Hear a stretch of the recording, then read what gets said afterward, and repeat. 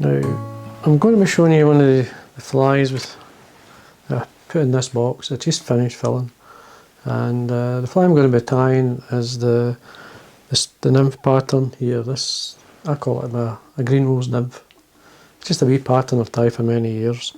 And these are traditional classic style soft hackles, or wet flies, river wets, winged and spider style. And obviously nymphs, we've got the pheasant tails, hare's ear and so on. And as I say, the wee Greenwells type that I like in the river. And this one I'm going to be showing you, and it's very easy to tie. Now, the first thing I'm going to do is I'm going to weight the fly. Now I use a fine copper wire, an extra small. This is just I've got a bulk spool I bought many years ago. But if you buy an extra small UTC, you'll get the right diameter, the right thickness. Now the hook choice is up to yourself. This is a size 14, it's a full mill hook, this is the all-purpose medium. And what I like to do is weight, obviously, the fly, and I'm going to use the copper wire as a rib as well as to add weight to it.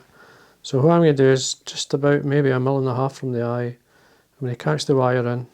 As you see, I've got it obviously on a ceramic bobbin holder, and I'm going to come about halfway down, and then what I'm going to do is come back up,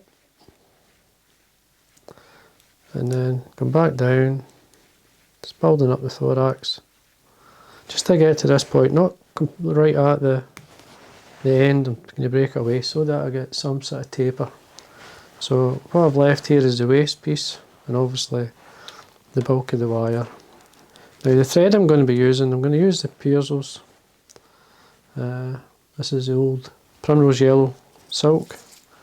First thing I'm going to do is wax it. Now you can use a normal thread if you don't have this. When you tie the Greenwells, this is a great colour. I'm just using the wax to make it, to strengthen it. Now I'm going to start the thread in front of the copper wire, and then come over it with the thread to this point here. Then we remove the waste, and then I'm going to use the rib, or the waste piece of the copper, just to control the turns as I go down. Now you could use a couple of fibres for the body, for the tail and the thorax cover. I like pheasant tail fibre, just a cocked pheasant tail. Now I'm going to bring out, you need enough to tie to give the impression of the tail, and I'm not shy in putting tail fibres in. It's a good 4 to 6 fibres there. Tail length, you're looking around about the body length, so put that in your finger and thumb. Just catch that in at the back. And then what we do is we just start to wind up, keeping the pheasant tail on top. Now as we get to where the thorax begins, what I like to do is come back down. This basically darkens the colour. Now I come down about, say, halfway and come back up. Obviously adds to the taper of the body, which you're looking for. And then it's basically to give the impression of to give legs. I'm just going to use now you could use rabbit, you use mole fur, I've used a few fibres over the years. This is just the body fur from a hare. There's some nice guard fibres in there. Maybe a wee bit too long sometimes, but they really work for me, and I trim away the extra long fibres. But we just slightly dub this on. As I say, this gives the impression of the legs and the body, but as you can see, I'm actually still tying in the pheasant tail as I wind up. You can thin this out, make it as thin, as thick as you like. Just bringing it out as I wind up. You can see I pushed it back there, it's just slid up. Then I'm going to take, there's a head length there, away from the eye. So what I'm going to do now is I'm going to rib the body using the copper wire. You may catch the odd fibre, but don't worry. So we come up 1, 2, 3, 4, into my 4th turn there, we bring over at the beginning of the thorax the pheasant tail fibre. And then we work up through till we get to the eye. Stroke any fibres going forward. Catch it in, till it returns. Just keep the thread tight and bend away and break away the wire. Bring over the thorax, the pheasant tail. and we come in with 2 or 3 turns. Now it's wax thread, so there's plenty of grip, and the Pearsalls silk is like 3 times thicker than normal thread that you would normally use, or the modern threads anyway. So like 1 turn's equivalent to like 2 or 3. Now don't be shy with the head. It's important. The Nymph's got a decent sized head, and then we just basically tidy up, take the thread up to the thorax, and then we come back down with 2 or 3 turns of whip finish. Tighten the thread, trim away, and there we are. Now we can pick out an odd fibre on the side,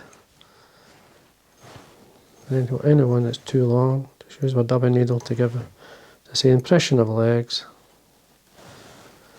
It's an easy way to tie a fly or tie a nymph. There you go, that's fine. I'm happy with that. I just usually roll my fingers on the side of the nymph, drawing it back, and then if there's an odd fibre, there's one there, you just get the tweezers and you break them off. Just kind of a wee tiny bit of varnish onto the head, just apply it with the needle or the brush in this case. Just going to rotate it. The wax will hold the head, the turns together, or the whip finish, but this will just last out a wee bit longer. There you go, and that's what I call my Greenwells nymph. It's when the spring olives are coming off, and this is the kind of in between. This is a great pattern. It's a great wee nymph pattern. It's good. I'd put this in the point with a water hen blower, or a partridge in orange even, or March brown even, whatever. You just use what you have, or even another Greenwells. As a wet fly, it's just as a nymph pattern, this is really good. So, and it's a good style. It's an easy way to tie this nymph. So, and it encourages the shape, this nymph-like shape that you get, and so it's ideal. So there, any long fibre we can. I sometimes just leave them. And take that one away. Oh, I'll just leave it, it's fine. So anyway, I hope you enjoyed that. So if you enjoy the videos, please subscribe. It does help. It gives, shows that many people are interested, and the channel's doing well. So thank you for watching.